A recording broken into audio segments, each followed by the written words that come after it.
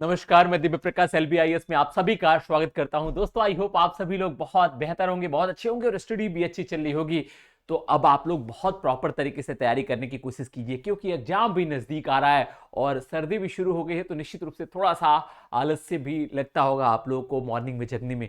तो अब देरी नहीं करनी है दोस्तों, टाइम वेस्ट नहीं करना है, प्रॉपर तरीके से लग जाना है। और यदि आप प्रॉपर तरीके से कोशिश करेंगे पढ़ने की ठीक से, और ज्यादा दिन की बात नहीं है, 1-2 महीने की बात है, तो निश्चित रूप से आपके हाथ में रिजल्ट होगा। और यारो का जो एग्जाम है, यारो का, ये बहुत मतलब बेहतरीन मौका है आपके सिलेक्शन का। तो निश्चित रूप से आप लोग तैयारी में जुटे होंगे। इसी उम्मीद के साथ आज का सेशन शुरू करते हैं। तो जैसा कि हमने बताया था कि आपको ट्रेडिशन से करेंट को ट्रेडिशन से कोरिलेट करके पढ़ना है। इसके अलावा ज्योग्राफी के मैप को भी करंट अफेयर से जरूर को रिलेट कीजिएगा, ताकि आपको बहुत अच्छे तरीके से आपकी तैयारी हो। तो इसी उम्मीद के साथ शुरू करते हैं दोस्तों। तो जल्दी से सभी लोग पेन कॉपी साथ में रख लीजिएगा और मैप भी साथ में रखिएगा, ताकि उससे संबंधित जो भी प्रश्न हो उसको देखा जाए। तो आप लोग पेन कॉपी साथ में रखेंगे और मैप को भी साथ में जरूर रखिए और नोट करते हुए चलिएगा। मैप से लोकेशन को देखते हुए चलिएगा। यदि आपने वर्क किया जैसा कि बताया जा रहा है, तो निश्चित रूप से आपके हाथ में रिजल्ट होगा। तो इसी उम्मीद के साथ आपके सामने पहला प्रश्न है।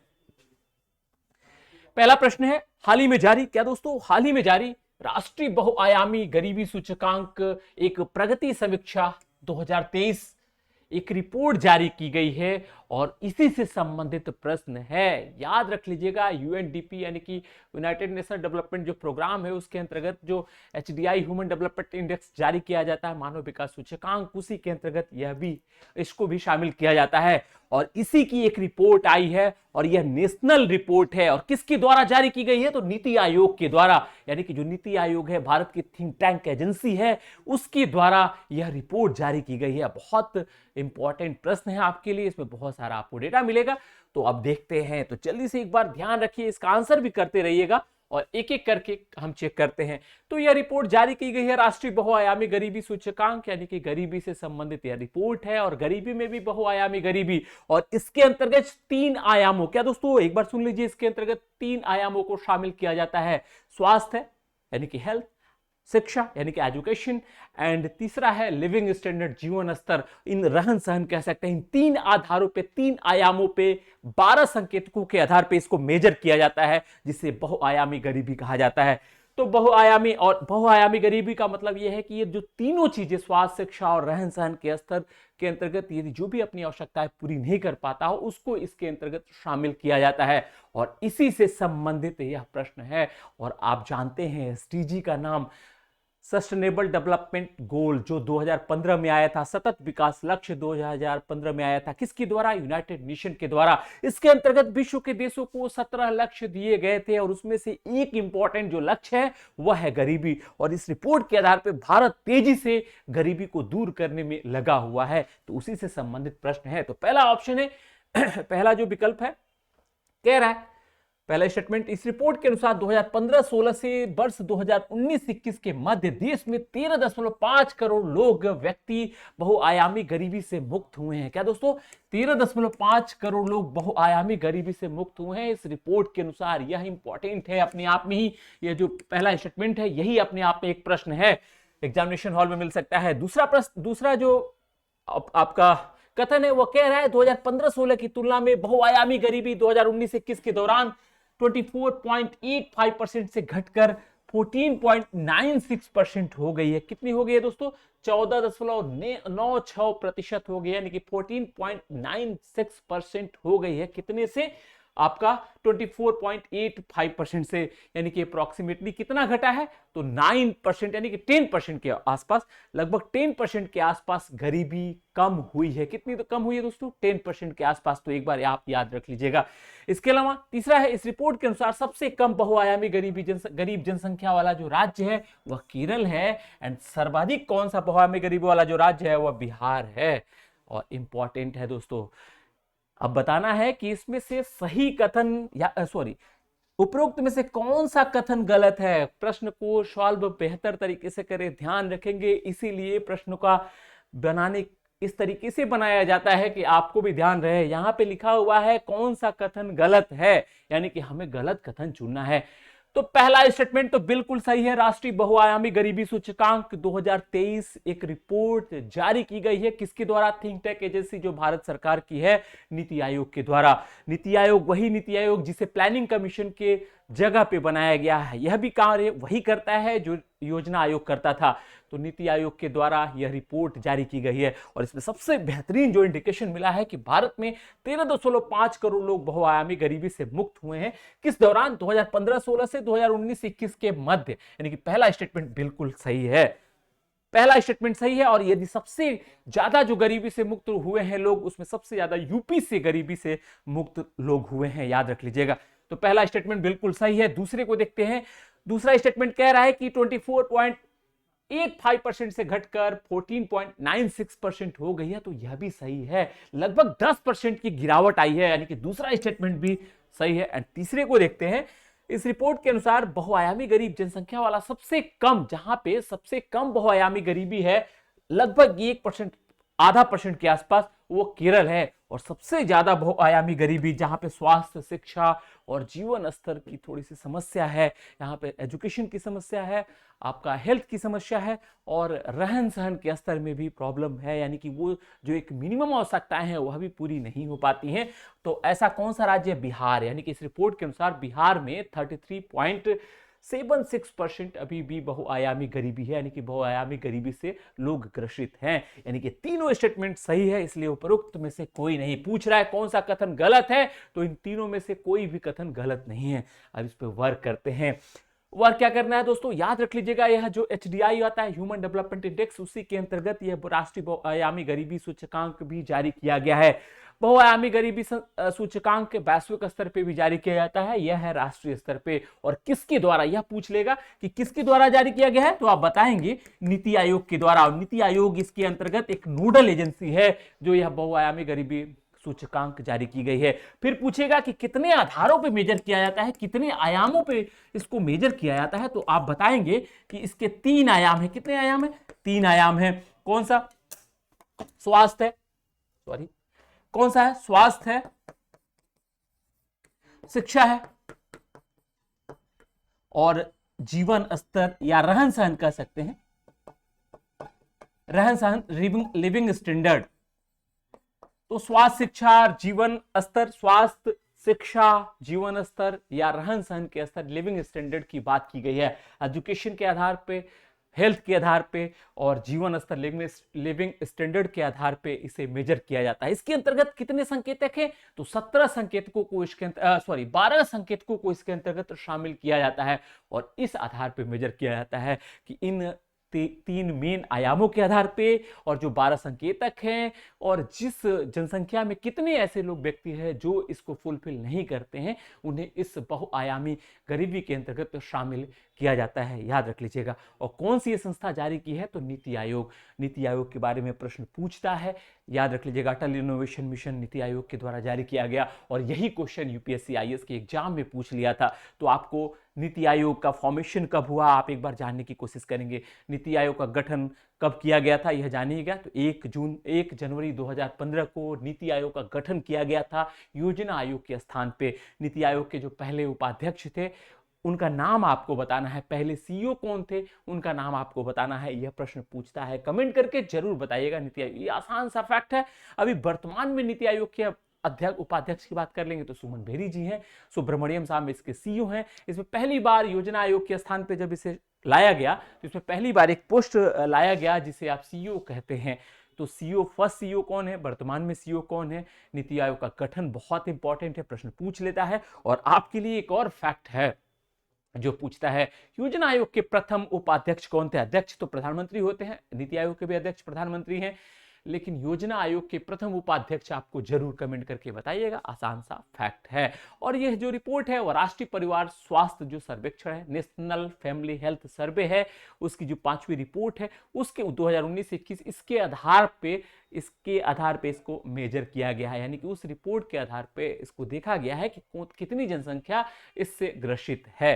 तो एक बार याद रख लीजिएगा। तो इसमें जो पूछने वाला प्रश्न है वह यह है कि राष्ट्रीय बहुआयामी जो गरीबी है कितने आयाम हैं? तो 3 आयाम कह देंगे। कितने संकेतक हैं? तो 12 संकेतक हैं। फिर इसके बाद से पूछेगा किसने जारी किया, तो आप कहेंगे नीति आयोग ने जारी किया।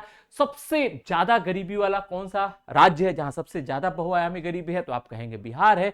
सबसे कम कहां पे है, केरल में। यदि यूनियन टेरिटरी की बात कर देगा, केंद्र शासित प्रदेश की बात करेगा, तो दादर नागर हवेली और दादर नागर हवेली दमन दीव दोनों को एक में कर दिया गया था। तो दादर नागर हवेली दमन दीव सबसे ज्यादा गरीबी से, बहुआयामी गरीबी से ग्रसित है।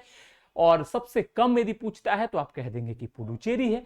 ठीक है, अब याद रख लीजिएगा, इसके अंतर्गत भारत के जो 36 राज्य एवं केंद्र शासित प्रदेश है उनको तो शामिल किया गया था, भारत के जिलों को भी शामिल किया गया था। और उत्तर प्रदेश से पूछ लेगा, उत्तर प्रदेश से भी क्वेश्चन पूछेगा, तो यूपी से भी पूछ लेगा। तो यूपी में सबसे ज्यादा बहुआयामी गरीबी से जो पॉपुलेशन है वह बहराइच, यानी कि 54% बहुआयामी गरीबी से ग्रसित है लोग। कहां पे, बहराइच में। और सबसे कम कहां पे है, तो गाजियाबाद में है। तो यह भी प्रश्न पूछ सकता है, लेकिन अलग से यूपी के जो भी जिले हैं उनको हम अलग से करके आप लोगों के सामने लेकर आऊंगा। तो आप एक बार बहुआयामी जो गरीबी है, मल्टीपल पॉवर्टी इंडेक्स है, नीति आयोग के द्वारा जो जारी की गई है, उसको एक बार ध्यान से तैयार कर लीजिएगा, क्योंकि इससे प्रश्न पूछेगा। तो मुझे उम्मीद है कि आप लोग वर्क करेंगे। याद रखिएगा, आपको एक तो रिवीजन करना है, उसके अलावा कुछ चीजें हैं जिनको आप अपने तरीके से पढ़ लीजिएगा। एसडीजी के बारे में पढ़ लीजिएगा। बहुत सारे लोग सस्टेनेबल डेवलपमेंट गोल के बारे में नहीं जानते होंगे, सतत विकास लक्ष्य जो यूएनडीपी के द्वारा उससे प्रश्न पूछा हुआ है, तो एसडीजी के बारे में पढ़ लीजिएगा। उससे पहले एमडीजी था, मिलेनियम डेवलपमेंट गोल, उसके बारे में पढ़ लीजिएगा। यदि आप ऐसा करते हैं तो 100% आपके हाथ में रिजल्ट होगा। ठीक है, याद रख लीजिएगा। अब इसमें जो जानने वाली बात है, सबसे ज्यादा जो गरीबी से कम हुई, जो सबसे ज्यादा कमी दर्ज की गई बहुआयामी गरीबी में, वह उत्तर प्रदेश में दर्ज की गई। ठीक है, इसको याद रख लीजिएगा कि क्यों दर्ज की गई। दूसरे स्थान पे बिहार है। सबसे ज्यादा गरीबी, बहुआयामी गरीबी में जो कमी दर्ज की गई वह यूपी में, यानी कि सबसे कम, ज्यादा पॉपुलेशन यूपी में गरीबी से मुक्त हुआ। उसके दूसरे नंबर पर बिहार है, ओबियसली यहाँ पे ज्यादा परेशानी है। तीसरे नंबर पर मध्य प्रदेश है। तो इसको एक बार याद रखिएगा। तो इसी उम्मीद के साथ आगे बढ़ते हैं। तो यानी कि इसका उपयुक्त में से कोई नहीं, जो तीसरा डी ऑप्शन है वह सही है। आगे बढ़ते हैं, अगले प्रश्न को देखते हैं। बहुत बेहतरीन, ये याद रख लीजिएगा, क्वेश्चन है और इससे प्रश्न पूछेगा।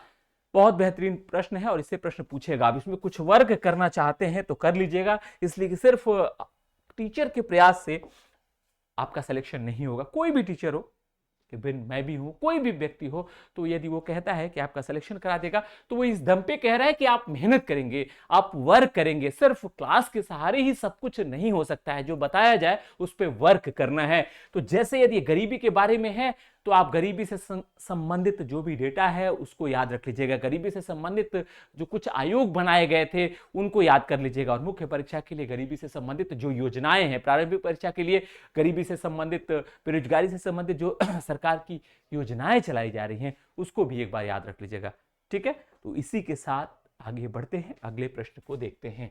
अगला प्रश्न भी बहुत बेहतरीन है। निश्चित रूप से आप लोगों के लिए कोशिश रहती है कि प्रश्नों का चयन ऐसे किया जाए, प्रश्न के विकल्प ऐसे बनाया जाए कि आप लोगों को कम से कम प्रॉपर तरीके से प्रश्न मिल जाए। और ये भी याद रख लीजिएगा, यह जो एडिशन है यह दूसरा संस्करण है। पहला संस्करण, फर्स्ट एडिशन 2021 में आया था और यह दूसरा संस्करण है। तो इसी के साथ आगे बढ़ते हैं अगले प्रश्न की तरफ। नीति आयोग को भी आपको तैयार करना है, नीति आयोग से भी प्रश्न पूछ लेगा। ठीक है, प्रश्न है, निम्न कथनों पर विचार कीजिए। हाल ही में विश्व के सर्वाधिक सक्रिय ज्वालामुखी में से एक माउंट एटना ज्वालामुखी में विस्फोट हुआ है। क्या दोस्तों, ये विस्फोट होते रहता है। माउंट एटना जो ज्वालामुखी है, माउंट एटना को आप कह सकते हैं, वेसुवियस को कह सकते हैं। तो ये सब क्या है, स्ट्रोम्बोली है, ये सब ज्वालामुखी है। लेकिन माउंट एटना और जो स्ट्रोम्बोली है, यह सक्रिय ज्वालामुखी है। कहां पे, इटली में ही। तो कह रहा है कि हाल ही में विश्व के सर्वाधिक ज्वालामुखी में से एक माउंट एटना ज्वालामुखी में विस्फोट हुआ है। माउंट एटना ज्वालामुखी इटली के सिसिली द्वीप पे है। और आज मैप लेकर नहीं आया हूं, क्योंकि आपको वर्क करना है। तो जो लोग भी मैप, मैंने पहले ही बताया कि मैप को साथ में रखेंगे, तो जल्दी से मैप निकालिए और इटली को देखिए। और इटली का जो सिसिली द्वीप है उससे नीचे उसको देखिए। इटली को बूट ऑफ यूरोप की संज्ञा दी जाती है, क्योंकि उसकी जो आकृति है वो शू टाइप की है। तो इटली को बूट ऑफ यूरोप की संज्ञा दी जाती है। और इटली के आसपास के क्षेत्रों को देखना होगा। इटली का जो क्षेत्र आप देखेंगे तो वहां पे एड्रियाटिक सी मिलेगा, टेरेनियन सी मिलेगा, मेडिटेरियन सी मिलेगा। तो एक बार इनको भी जरूर देखिएगा। यूरोप से क्वेश्चन पूछता है, हमने बताया था, बाल्टिक स्टेट पूछेगा, कैस्पियन सी से लगे हुए देशों को पूछेगा। वैसे भी ओवरऑल बता रहा हूं सागर के बाद कैस्पियन सी से लगे हुए देशों को पूछेगा, ब्लैक सी से लगे हुए देशों को पूछेगा, बाल्टिक सी से लगे हुए देशों को पूछेगा, और मोस्ट इंपॉर्टेंट मेडिटेरियन सी भूमध्य सागर से लगे हुए देशों को पूछेगा। तो हमने तो आपको पहले ही बताया है ना कि आपको क्या करना है, आपको इन मैप को तैयार कर लेना है, मैप से लगे हुए देशों को तैयार कर लेना है। और यदि आपने तैयार कर लिया है या तैयार कर रहे हैं तो बहुत अच्छी बात है, नहीं कर रहे हैं तो अब लापरवाही नहीं चलेगी, आपको करना ही पड़ेगा यदि सच में ईमानदारी से तैयारी करते हैं, यदि सपनों को पूरा करना चाहते हैं तो चलिए दोस्तों, पहला जो स्टेटमेंट है वो कह रहा है कि विश्व के सर्वाधिक सक्रिय जो ज्वालामुखी है उसमें से एक माउंट एटना है, इटली के सिसिली द्वीप है, जिसे हाल ही क्या हुआ, विस्फोट हुआ है। और याद रख लीजिएगा कब हुआ था, मई 2023 में हुआ था। और यह अधिकांशतः इसमें विस्फोट होते रहता है और यह बहुत सक्रिय यानी कि विश्व के सबसे सक्रिय ज्वालामुखी में से भयानक खतरनाक ज्वालामुखियों की बात करेंगे तो उसमें से एक है माउंट एटना। और कहां है, इटली के सिसिली द्वीप पे। तो पहले तो यही जान लीजिएगा कि एटना, माउंट एटना ऐसे कर लीजिएगा, माउंट एटना ज्वालामुखी यानी कि जो एटना वल्केनो है वह कहां है, तो आप कहेंगे इटली में है साहब। इटली में कहां है, तो आप बताएंगे कि सिसिली द्वीप पे है, पूर्वी तट पे, इटली के सिसिली द्वीप पे है। तो एक बार मैप से जरूर देखने की कोशिश कीजिएगा। फिर कहेगा कि यूरोप में किसको बूट ऑफ यूरोप की संज्ञा दी जाती है, तो आप कहेंगे कि जो इटली है उसकी जो आकृति है वो नीचे की तरफ सू टाइप से निकली हुई है, इसीलिए इसे बूट ऑफ यूरोप की संज्ञा दी जाती है। तो आप ऐसे भी पढ़ने की कोशिश कीजिएगा। और हमने ये भी बताया था वहां पे बहुत सारी पर्वत चोटियां हैं, जैसे आपका ब्लैक फॉरेस्ट है, जूरा पर्वत है, अपेनाइंस है। तो एक बार स्विट्जरलैंड के बारे में देख लीजिएगा किन किन देशों सीमा लगती है। हमने चेक रिपब्लिक के बारे में बताया था कि यह एक लैंड लॉक कंट्री है, स्थल अवरुद्ध देश है। इतने सारे प्रश्न पूछे जाते हैं, आप चाहे तो क्रॉस चेक कर सकते हैं, इसकी भी गारंटी है, क्रॉस चेक कर लीजिए। यदि हम कुछ भी ऐसा बता रहे हैं तो आप बताइएगा।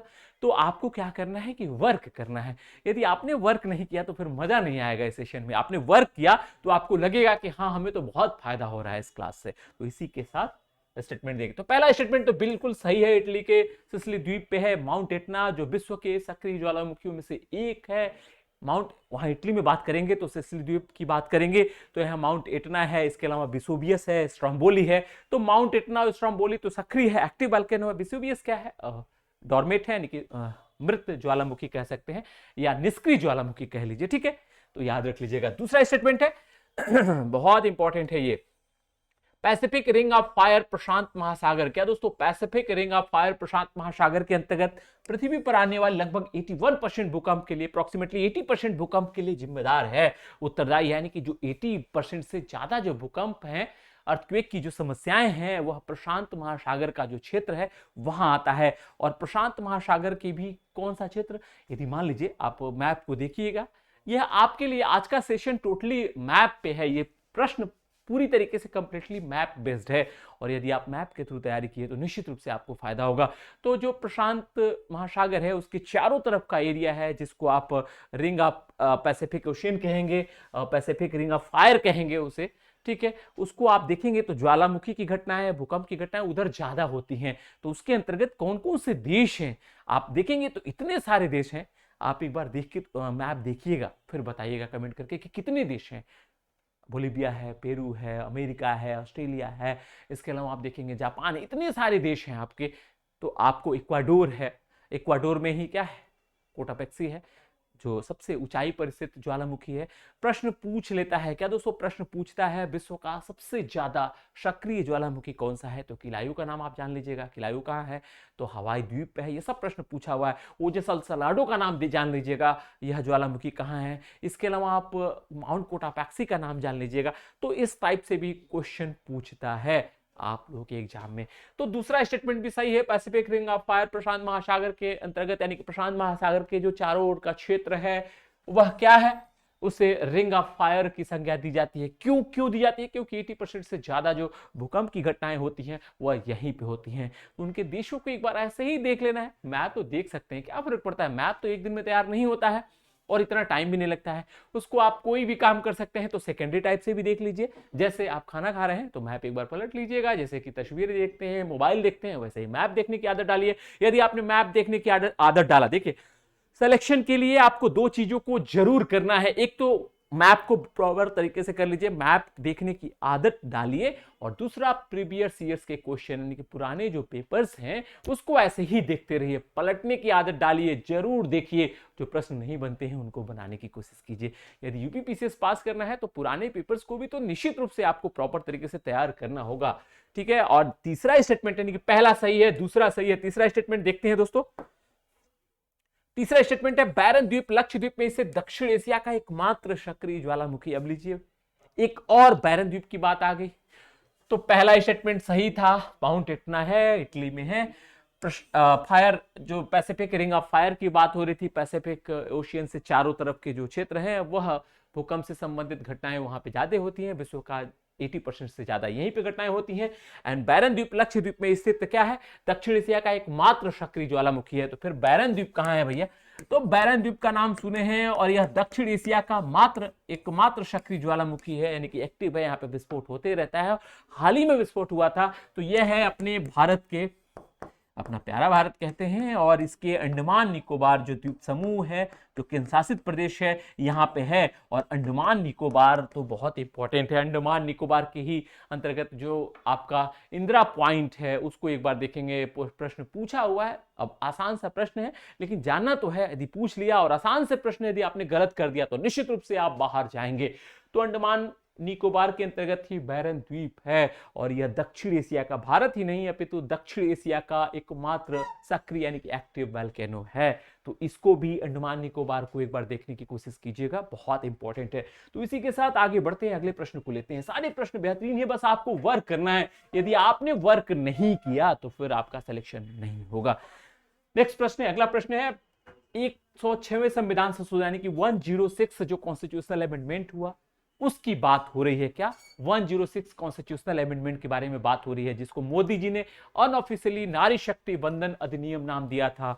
और नारी शक्ति बंधन अधिनियम नाम दिया था तो ये क्या है, और इसको पास कराने के लिए, इसको पारित कराने के लिए एक सेशन आयोजित किया गया, विशेष अधिवेशन आयोजित किया गया, और वह भी इसमें शामिल किया गया है कि विशेष अधिवेशन 18 से 21 सितंबर के मध्य आयोजित किया गया था। तो आपको एक बार इससे संबंधित आंसर करना है। तो प्रश्न है, इस संविधान 106वें संविधान संशोधन, याद रख लीजिएगा। अब यहां पे थोड़ा सा वर्क बनता है आपको।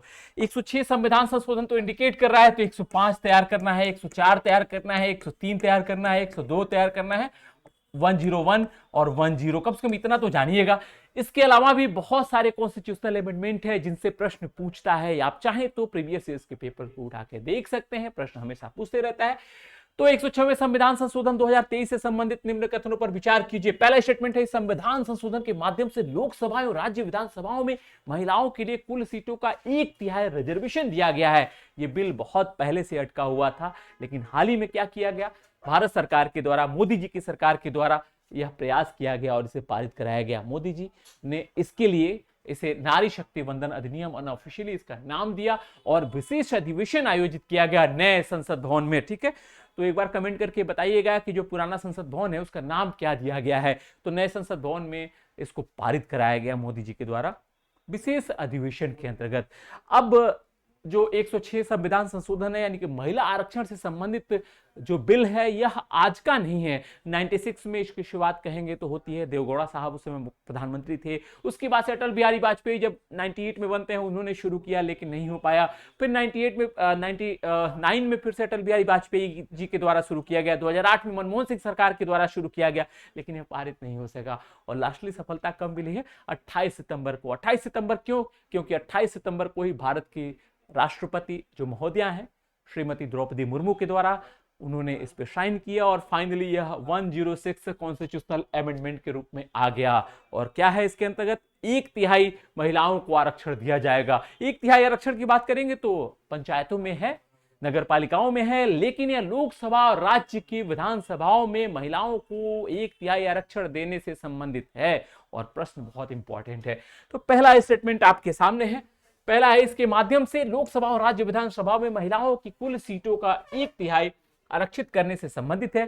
इसे भारतीय राष्ट्रपति द्वारा 28 सितंबर 2023 को सहमति प्रदान की गई। यह डेट बहुत इंपॉर्टेंट है, यह प्रश्न पूछा हुआ है कितनी तारीख को, 28 सितंबर 2023 को। और यह बहुत इंपॉर्टेंट है, यदि आप नहीं जानेंगे ये प्रश्न यूपीपीसीएस में तो जरूर पूछ लेता है। कितनी तारीख को? 28 सितंबर को।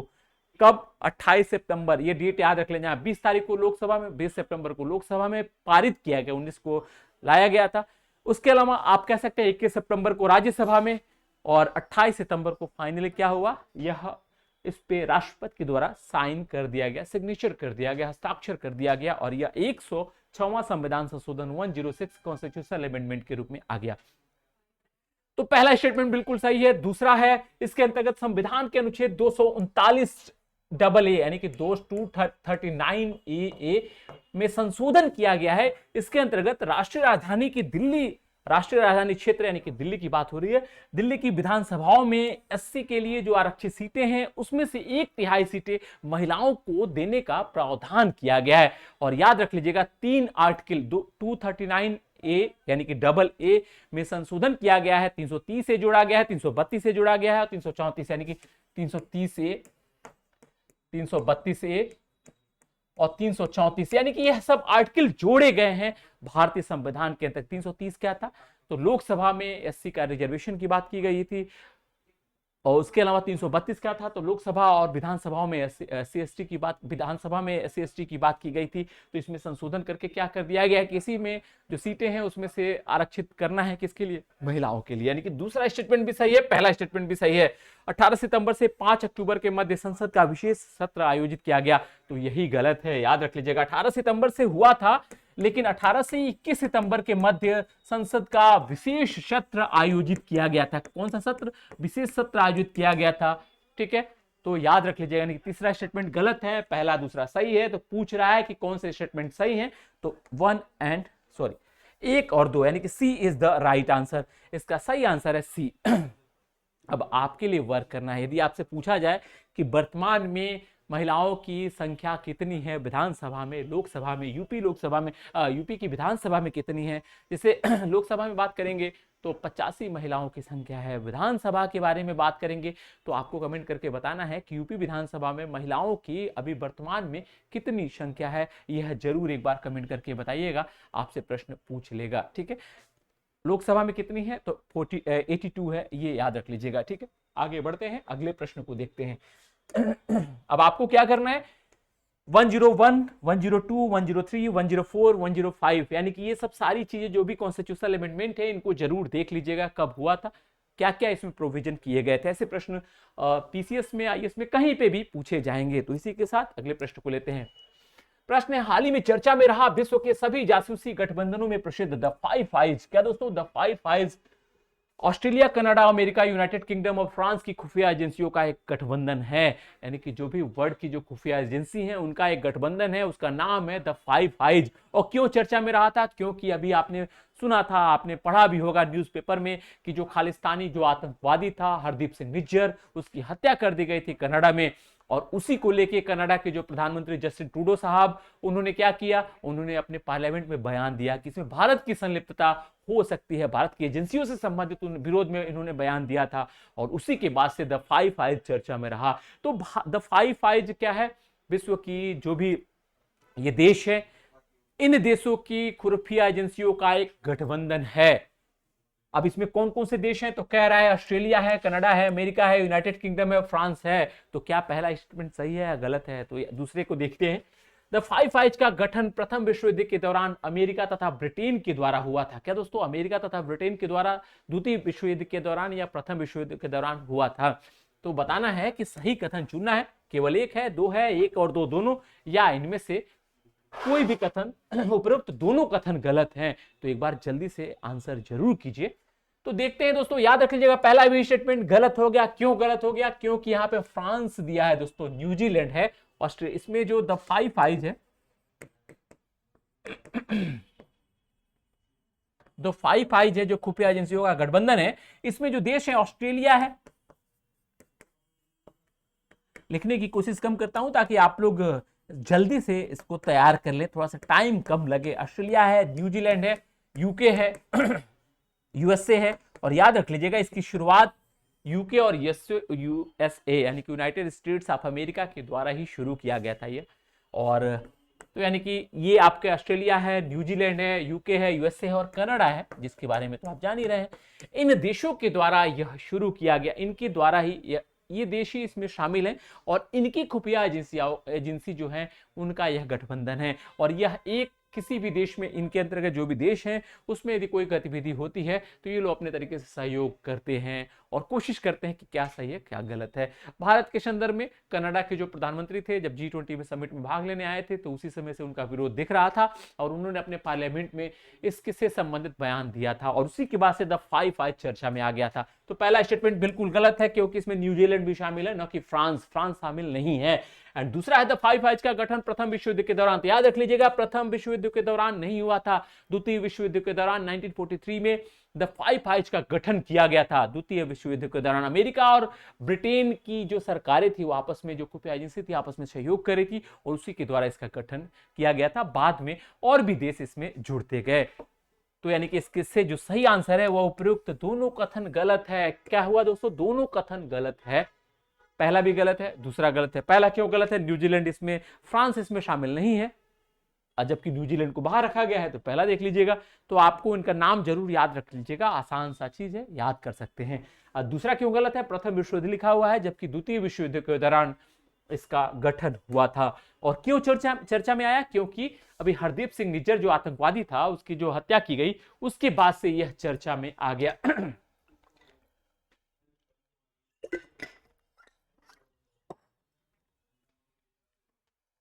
अगला प्रश्न है, वर्ष 2023 का साहित्य का नोबेल पुरस्कार नॉर्वे के लेखक नाटककार जॉन फॉसे को प्रदान किया गया। अब याद रख लीजिएगा दोस्तों, इसको हम देखेंगे, जैसे नोबेल प्राइज से संबंधित अलग से ही सेशन होगा जिसमें फिजिक्स के क्षेत्र में, चिकित्सा के, भौतिकी, चिकित्सा, रसायन, इसके अलावा अर्थशास्त्र के क्षेत्र में, फिर इसके अलावा शांति का नोबेल, इन सबको देखेंगे अलग से एक बार। लेकिन ये रहता है कि एक दो प्रश्न यदि नोबेल से भी होते रहेंगे तो आपकी चीजें कंप्लीट हो जाएंगी और याद करना आसान रहेगा, कंफ्यूजन नहीं होगी। तो और सामान्य तौर पे प्रश्न पूछ लेता है, जैसे इन नोबेल में से एक नोबेल था जिसे आप अर्थशास्त्र का नोबेल कहते हैं, उसकी स्थापना 1968 में की गई थी, 1968 में की गई थी। इसके पहले वह एक साथ नोबेल प्राइज नहीं दिया था, 1901 में जब शुरुआत की गई थी, ठीक है। तो इसी से संबंधित, इसके अलावा जहां सारे जो नोबेल हैं वह स्वीडन से दिए जाते हैं, जबकि एक जो नोबेल है शांति का नोबेल पुरस्कार वह नॉर्वे की राजधानी ओस्लो से प्रदान किया जाता है। तो इससे संबंधित बहुत सारी बातें होंगी, वह नोबेल प्राइज से संबंधित एक अलग से छोटा एक वीडियो आएगा आपके सामने। तो प्रश्न है, वर्ष 2023 का साहित्य का नोबेल पुरस्कार नॉर्वे के लेखक नाटककार जॉन फॉसे को दिया गया है। आसान सा है, तो यह सही स्टेटमेंट है, बिल्कुल जॉन फॉसे को दिया गया है और आपके सामने इसलिए रखा गया है कि आप कम से कम कुछ नोबेल को भी धीरे धीरे याद करते रहे। तो जॉन फॉसे को दिया गया है, इसमें कोई दो राय नहीं है और पहला स्टेटमेंट बिल्कुल सही है। कहां के हैं, इसमें पूछेगा कहां के हैं, नॉर्वे के हैं। कौन सा नोबेल, तो साहित्य का नोबेल, और नाम क्या है, जॉन फॉसे। तीन चीजें हो सकती हैं, ठीक है। इसके अलावा वर्ष 2022 के साहित्य के नोबेल पुरस्कार से एनी नोरोक्स को प्रदान किया गया। तो एनी नोरोक्स को 2022 का नोबेल हो सकता है, कंपेयर करके भी कई बार पूछ लेता है। और ये कहां की है, तो ये फ्रांस की है, यानी कि 2022 का पूछे तो भी आप बता देंगे। एनी नोरोक्स को दिया गया है, कहां की है, फ्रांस की है। और अभी वर्तमान में नॉर्वे के जो साहित्यकार हैं जॉन फॉसे हैं उनको दिया गया है। यानी कि पहला स्टेटमेंट बिल्कुल सही है, दूसरा भी सही है, पहला भी सही है। तीसरा, 2023 शांति का नोबेल पुरस्कार ईरान में महिलाओं की स्वतंत्रता, सभी के लिए मानवाधिकारों की समर्थक ईरानी मानवाधिकार कार्यकर्ता नरगिस मोहम्मद को दिया गया। ये बहुत इंपॉर्टेंट है, इन्होंने बहुत प्रताड़ना सहा है, सरकार से लड़ने की हिम्मत तो सब में नहीं होती है और इन्होंने मानवाधिकारों के लिए, महिलाओं के अधिकारों के लिए, महिलाओं के उत्पीड़न के खिलाफ इन्होंने अपनी आवाज उठाई और उन्हें नोबेल शांति पुरस्कार से सम्मानित किया गया है। नाम है नरगिस मोहम्मद। हम जब नोबेल प्राइज की बात करेंगे या अलग से छोटा सा वीडियो बताएंगे सिर्फ इन्हीं के बारे में, ठीक है। तो यानी कि दोनों स्टेटमेंट, तीनों स्टेटमेंट सही है, पहला भी सही है, दूसरा भी सही है, तीसरा भी सही है। और यानी कि इसका सही आंसर है उपरोक्त सभी एक बार कमेंट करके बताना है कि 2022 शांति का नोबेल पीस प्राइज किसे दिया गया। और याद रख लीजिएगा, जहां ये सब दिया जाता है स्टॉकहोम से, स्वीडन के स्टॉकहोम से। नॉर्वे की जो राजधानी है ओस्लो, ये भी कई बार पूछ लेता है, नॉर्वे की राजधानी ओस्लो से शांति का नोबेल पुरस्कार दिया जाता है। जहां और सभी नोबेल प्राइज की स्थापना 1901 में हो गई थी, 1901 से प्रदान किए जाते हैं, वहीं पे जो आपका अर्थशास्त्र का नोबेल पुरस्कार है उसकी स्थापना 1968 में हुई थी, उसको याद रख लीजिएगा, ठीक है। आगे बढ़ते हैं, अगले प्रश्न को देखते हैं दोस्तों।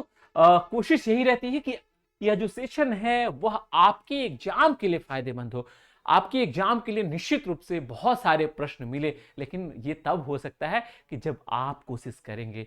मैं अपने तरीके से पूरी कोशिश करूंगा दोस्तों, यह जो सेशन है यह और रिच होता जाएगा, इसमें कंटेंट बढ़ते जाएंगे, कंटेंट बेहतरीन है लेकिन उसको और बढ़ाया जाएगा, और मैराथन क्लास भी आएगा आप लोग के एग्जाम से पहले। लेकिन आप लोग भी तैयार हो जाएं कि इस बार हमें क्या करना है, आर पार की लड़ाई करनी है और आरओ का एग्जाम तो अपने हाथ में ले लेना है, यानी कि उसको क्या है, उसमें सिलेक्शन पा लेना है। इसके अलावा यूपीपीसीएस का भी एग्जाम नजदीक है, प्रीलिम्स है, मार्च में संभावित है, तो आप क्या करेंगे उसको भी आप कर लीजिएगा। संभावित का मतलब यह है कि जब तक हो ना जाए, वैसे होगा मार्च में, जो डेट है जैसा पता चल रहा है, ठीक है। तो आप देख लीजिएगा, उसके बारे में हमें ज्यादा इंफॉर्मेशन नहीं है, लेकिन 17 मार्च के बारे में पता चल रहा था, ठीक है।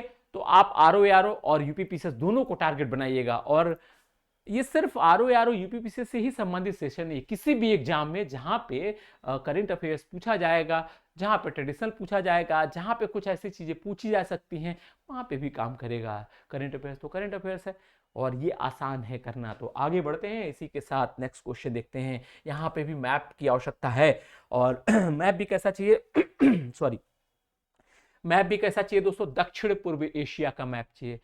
एशिया में भी साउथ ईस्ट एशिया से संबंधित है, क्योंकि वहां पे एक देश है इंडोनेशिया, जहां पे वुश नामक एक ट्रेन लॉन्च की गई है। क्या दोस्तों, एक ट्रेन लॉन्च की गई है, किसके सहयोग से, तो चीन के सहयोग से।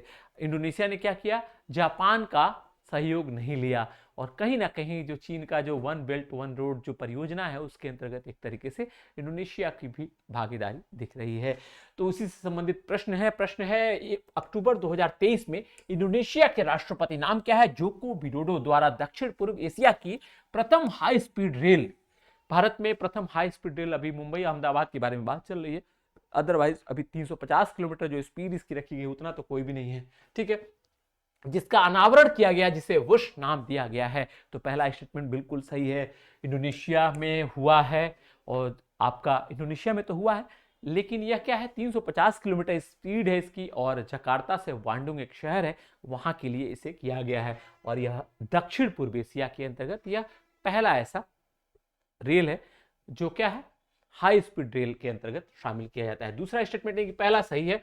दूसरा है 42वां आसियान सम्मेलन, शिखर सम्मेलन इंडोनेशिया की राजधानी जकार्ता में आयोजित हुई थी। तो याद रख लीजिएगा, जकार्ता में ही आयोजित हुई थी 42वां जो आसियान सम्मेलन था, इससे पहले भी बात हो चुकी है, या आप जानते भी होंगे, जो 42 नंबर का जो आसियान का जो समिट था यह आयोजित हुआ था, और यहाँ पे भारत के प्रधानमंत्री नरेंद्र मोदी ने भी पार्टिसिपेट किया था, इसमें उनको भी आमंत्रित किया गया था। भारत आसियान का सदस्य देश नहीं है, लेकिन उसे बुलाया गया था, आमंत्रित किया गया था, क्योंकि भारत और आसियान, आसियान एक अलग संगठन है, तो आसियान के जो देश हैं 10 थे पहले, अभी एक 11वें देश के रूप में तिमोर लेस्ते को शामिल किया गया है। तो इन देशों का एक संगठन आसियान है, लेकिन भारत और इन सॉरी आसियान जो संगठन है उसका भी एक सम्मेलन होता है। तो भारत और आसियान का जो विश्व सम्मेलन था, पूर्वी एशिया जो सम्मेलन था, उसमें भी भाग लेने के लिए भारत के प्रधानमंत्री नरेंद्र मोदी गए थे, आसियान के विश्व सम्मेलन में इन्होंने भाग लिया था। और इसी के अंतर्गत आपने पढ़ा भी होगा कि तिमोर लेस्ते में इन्होंने अपनी दूतावास स्थापित करने की बात की थी। तिमोर लेस्ते, जिसे पूर्वी तिमोर के नाम से जानते हैं, जिसका कैपिटल दिल्ली है, और यह भी दक्षिण पूर्व एशिया में यानी कि आसियान के अंतर्गत तो शामिल 11वां देश है, इसके बारे में जान लीजिएगा। तो पहला स्टेटमेंट बिल्कुल सही है, बुश नाम दिया गया है, प्रथम हाई स्पीड रेल है जिसकी स्पीड 350 किलोमीटर है। इंडोनेशिया के जोको विडोडो साहब जो राष्ट्रपति, उन्होंने इसका अनावरण किया, और यह किसके सहयोग से बनाया जा रहा है, तो चीन के सहयोग से बनाया जा रहा है। जापान भी इसमें महारत हासिल है, लेकिन जापान का सहयोग नहीं लिया। इसके अलावा दूसरा है 42वां आसियान शिखर सम्मेलन इंडोनेशिया की राजधानी जकार्ता में हुई, तो यह भी बिल्कुल सही है, दोनों स्टेटमेंट सही है, यानी कि इसका पूछ रहा है का सही कथन चुनिए, तो उपरोक्त में से कोई भी नहीं, तो 1 और 2 दोनों सही है, यानी कि सी इज द राइट आंसर। अब इस पर बात करते हैं।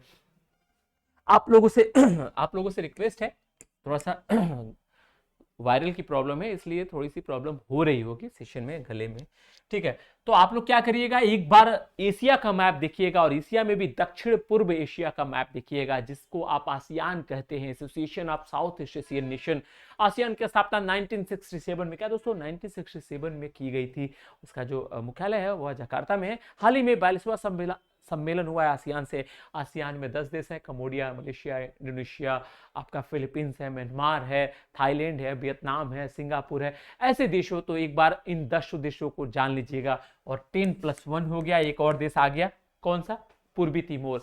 तो आसियान में कुल 11 देश हैं, इनका नाम जान लीजिएगा। इसमें से एक देश और है लाओस, जिससे हमने पहले भी बताया है आपके, लाओस एक लैंड लॉक्ड स्थल अवरुद्ध देश है, जिसकी सीमा किसी सागर या महासागर से नहीं लगती है। यह प्रश्न यूपी पीसीएस में पूछा हुआ है, तो आपको क्या करना है, एक बार ध्यान रखना है। इसमें से एक और चर्चा है कि, चर्चा क्या है, इंडोनेशिया की जो राजधानी जकार्ता है, इसकी डूबने की संभावना है। तो इसलिए इंडोनेशिया जो है वह अपने कैपिटल को परिवर्तित करने जा रहा है। और एक बोर्नियो द्वीप है जो विश्व का दूसरा सबसे बड़ा द्वीप है, उसके बारे में भी। तो बोर्नियो द्वीप पे 3 देश हैं। कौन कौन से देश हैं दोस्तों? तो एक बार आप कमेंट करके बताइएगा। इससे पहले भी हमने बताया था, बोर्नियो एक ऐसा द्वीप है जिसपे 3 देश हैं। तो एक बार आप जरूर कमेंट करके बताइएगा, क्या इंडोनेशिया, मलेशिया, ब्रुनेई है? तो यदि हैं तो अच्छी बात है। तो इंडोनेशिया, मलेशिया, ब्रुनेई, बोर्नियो द्वीप पे 3 देश हैं, और यह भी प्रश्न यूपी पीसीएस में पूछा हुआ है। तो मुझे उम्मीद है कि आप लोग भी इस पे वर्क करने की कोशिश करेंगे। आगे बढ़ते हैं, अगले प्रश्न को लेते हैं दोस्तों। तो अब आसियान का 42वां सम्मेलन इंडोनेशिया की राजधानी जकार्ता में संपन्न हुई थी। इंडोनेशिया दक्षिण पूर्व एशिया के अंतर्गत शामिल देश है। अंतिम प्रश्न 7वां प्रश्न है, 8 प्रश्न लिखे रखे गए हैं इसके अंतर्गत। 7वां प्रश्न है, चक्रवात 2023 मानवीय सहायता एवं आपदा राहत अभ्यास 9 से 11 अक्टूबर 2023 के मध्य नौसेना के द्वारा आयोजित किया गया था। कहां पे? तो गोवा में आयोजित किया गया था। कहां पे? इंपॉर्टेंट है, गोवा में आयोजित किया गया था। कब किया गया था? 9 से 11 अक्टूबर 2023। नाम कब क्या दिया गया? चक्रवात 2023। ये हर साल सॉरी, यह प्रतिवर्ष आयोजित किया जाता है अलग अलग सेनाओं के द्वारा। लास्ट देखेंगे तो आगरा में वायुसेना के द्वारा आयोजित किया गया था। यह क्या है? चक्रवात 2023 जो है नाम दिया गया, यह भारतीय नौसेना के द्वारा। अभी जो हुआ है वह नौसेना के नेवी के द्वारा दिया गया है, वहां पे गोवा में। और इसके पहले कहां पे हुआ था? आगरा में हुआ था। किसके द्वारा? वायुसेना के द्वारा। तो ऐसे ही यह तीनों सेनाओं के द्वारा यह एक्सरसाइज होते रहता है। नाम है मानवीय सहायता एवं आपदा राहत अभ्यास, ताकि आपदाओं में मानो, यानी कि जो आपदा हो, डिजास्टर हो, उसमें कैसे सहायता पहुंचाई जाए। और जैसा कि आपने अभी देखा है, टनल वाली जो घटना हुई थी उत्तराखंड की, ठीक है, अब सारे जो मजदूर हैं वो निकाल लिए गए हैं। ठीक है, तो आगे बढ़ते हैं अगले प्रश्न को। तो एक बार आप लोग ध्यान रख लीजिएगा गोवा के बारे में। गोवा क्षेत्रफल के हिसाब से भारत का सबसे छोटा राज्य है। प्रश्न है, हाल ही में इसरो द्वारा नभमित्र नामक एक अभिनव सुरक्षा उपकरण का सफल परीक्षण केरल के निंदकारा से फिशिंग वेसल यानी कि नौकायन से किया गया। पहला स्टेटमेंट है। दूसरा है, नवमित्र मछुआरों की सहायता, मौसम संबंधी जानकारी, चक्रवात चेतावनी, मत्स्य ग्रहण की क्षेत्रों की पहचान और नौ संचालन में सहायता देने से संबंधित है। और ये किसके द्वारा किया गया है? तो इसरो के द्वारा। तो दोनों दोस्तों याद रख लीजिएगा, यह जो दोनों स्टेटमेंट है, ये बिल्कुल दोनों स्टेटमेंट सही है। इसरो के द्वारा, कि इसका जो आंसर है 1 और 2 दोनों, यह दोनों स्टेटमेंट तो बिल्कुल सही है। इसरो के द्वारा नभमित्र नामक मछुआरों की सहायता के लिए एक लॉन्च किया गया है। यह इनोवेटिव टाइप का एक उपकरण है, जिससे मछुआरों को बहुत फायदा होगा। उनको पता चलेगा कि कौन सा मत्स्य से संबंधित क्षेत्र है, मौसम संबंधी, ताकि मछुआरे प्रभावित ना हो, चक्रवात की संभावना हो तो उनको पता चल जाए। इन तमाम सारे बहुउद्देश्यों से संबंधित यह नभमित्र नामक एक नाम भी है, अभिनव सुरक्षा उपकरण उसको बोलते हैं। एक इनोवेटिव टाइप का डिवाइस है जिसका नाम दिया गया है नभमित्र। और किसके लिए है? तो टोटली कह सकते हैं कि ये मछुआरों से ज्यादा तौर पे संबंधित है। और किसके द्वारा किया गया है? इसरो के द्वारा। कहां से किया गया है? केरल के निंदकारा से फिशिंग विशल यानी कि एक नौकायन था, उससे इसका सफल परीक्षण किया गया था। और यह इंपॉर्टेंट है, याद रख लीजिएगा। इसको जो तैयार किया था वह स्पेस एप्लीकेशन जो एक सेंटर है, सैक जिसको बोलते हैं, अहमदाबाद में स्पेस एप्लीकेशन सेंटर अहमदाबाद में, उसके द्वारा इसे तैयार किया गया है। किसके द्वारा दोस्तों? सॉरी, किसके द्वारा तैयार किया गया है? सैक बोलते हैं शॉर्ट में, स्पेस एप्लीकेशन सेंटर। और ये कहां पे है? अहमदाबाद में। यह भी प्रश्न पूछ लेता है, और यह भी इसरो से संबंधित है। इसरो के बारे में जान लीजिएगा। Indian space and research organisation, यह भारत सरकार के द्वारा जितने भी अंतरिक्ष से संबंधित जो कार्य हैं उसका कार्य संचालन करता है। ठीक है, आगे बढ़ते हैं। यहाँ की अपनी अंतरिक्ष एजेंसी है, इसका नाम है, जैसे अमेरिका की नासा है वैसे यहाँ का स्पेस एजेंसी का नाम इसरो है। तो आपको कमेंट करके बताना है जापान की स्पेस एजेंसी का नाम क्या है, चीन की स्पेस एजेंसी का नाम क्या है, अमेरिका की स्पेस एजेंसी का नाम तो नासा बता दिया, तो चीन, जापान, अन्य देशों की स्पेस एजेंसी जो इंपॉर्टेंट है उनको भी जानने की आप जरूर कोशिश कीजिएगा, कमेंट करके बताइएगा। आगे बढ़ते हैं अगले प्रश्न की तरफ, और ये है वन लाइनर। क्या लिखा हुआ है दोस्तों यहाँ पे, वन लाइनर। ये धीरे धीरे और रिच होता जाएगा। आपको क्या करना है, पीडीएफ को संभाल के रखना है और थोड़ा सा इस पे वर्क करते चलना है, थोड़ा सा एक बार पढ़ लेना है, रिवीजन जरूरी है, रिवीजन नहीं करेंगे तो फिर बेकार हो जाएगा। वन लाइनर है, knife meditation after an attempted murder. Salman Rushdie साहब की एक पुस्तक है, पुस्तकों से भी प्रश्न पूछता है। एक ही दिन 100 पुस्तक आ जाएंगे तो शायद आपको याद ना हो, अलग अलग तरीके से जो इंपॉर्टेंट चीजें होंगी उनको रखा जाएगा। इसके अलावा उत्तर प्रदेश सरकार द्वारा 29 जून को, क्या दोस्तों 29 जून को भामाशाह जयंती के उपलक्ष्य में व्यापारी कल्याण दिवस, क्या दोस्तों व्यापारी कल्याण दिवस मनाया जाएगा, कब, 29 जून को। इसके अलावा संयुक्त राष्ट्र जलवायु परिवर्तन महत्वाकांक्षी शिखर सम्मेलन, संयुक्त राष्ट्र जलवायु महत्वाकांक्षी शिखर सम्मेलन का आयोजन सितंबर में किया गया 20 तारीख को, कहां पे, न्यूयॉर्क में। एंड भारत का पहला शून्य पॉलिथीन का न्यूनतम अपशिष्ट फुटबॉल टूर्नामेंट, यानी कि शून्य पॉलिथीन न्यूनतम अपशिष्ट फुटबॉल जो टूर्नामेंट है उसका नाम है क्लाइमेट कप, और उसका आयोजन किया गया 1 से 7 सितंबर के मध्य लेह लद्दाख में। यह भी इंपॉर्टेंट है। ट्रांसजेंडरों के लिए भारत के लिए पहला समर्पित जो हॉस्पिटल है, ओपीडी है, वह कहां पे शुरू किया गया है, तो डॉक्टर राम मनोहर लोहिया अस्पताल जो नई दिल्ली में है वहां पे शुरू किया गया है। एक बार इनको पे थोड़ा सा वर्क करना है, इनको रिविजन करना है, और इनको क्या करना है, रखते हुए ऐसे ही बस एक बार सरसरी निगाह से देखते जाना है, इसलिए कि ये भी बहुत इंपॉर्टेंट होते हैं। तो एमसीक्यूज के अलावा वन लाइनर के तौर पे भी आपके पास बेहतरीन कंटेंट पहुंचता जाएगा, बस आपको वर्क करना है। प्रश्न है मतलब वन लाइनर में अगला नेक्स्ट, हवाई यात्रियों की यात्रा को बेहतर बनाने के लिए प्रोजेक्ट अभिनंदन की शुरुआत किसके द्वारा की गई दोस्तों, एयर इंडिया के द्वारा, और अभिनंदन साहब को जानते हैं, ठीक है। तो प्रोजेक्ट अभिनंदन की शुरुआत एयर इंडिया के द्वारा किया गया है, किसके लिए, यानी कि यात्रियों के, जो हवाई यात्री हैं उनकी जो सुविधाएं हैं उनको बेहतर बनाने के लिए। Tata literature lifetime achievement award CS Lakshmi Ambai को प्रदान किया गया, इसको भी देख लीजिएगा। एंड सभी सरकारी स्कूलों में स्मार्ट क्लास की सुविधा उपलब्ध कराने वाला उत्तर प्रदेश का जो पहला जिला है वह है बरेली। तो इसी के साथ आज का यह सेशन समाप्त होता है, और मुझे उम्मीद है कि आप लोग भी इस सेशन को फ्रूटफुल बनाने की पूरी कोशिश करेंगे कि कैसे इस सेशन के अंतर्गत मैक्सिमम प्रश्नों को हम एग्जामिनेशन, मतलब मैक्सिमम प्रश्नों को इतना प्रॉपर तरीके से पढ़ें, अलग अलग चीजों से कोरिलेट करके पढ़ें, मैप से कोरिलेट करके पढ़ें, ताकि यह क्वेश्चन बेहतरीन हो सके। और हमें प्रश्न तो जरूर एग्जामिनेशन हॉल में चाहिए, हमारा यही प्रयास होना चाहिए कि यदि हमने टाइम दिया है तो हमें प्रश्न मिले एग्जामिनेशन हॉल में। तो इसी के साथ आज का यह सेशन समाप्त होता है दोस्तों।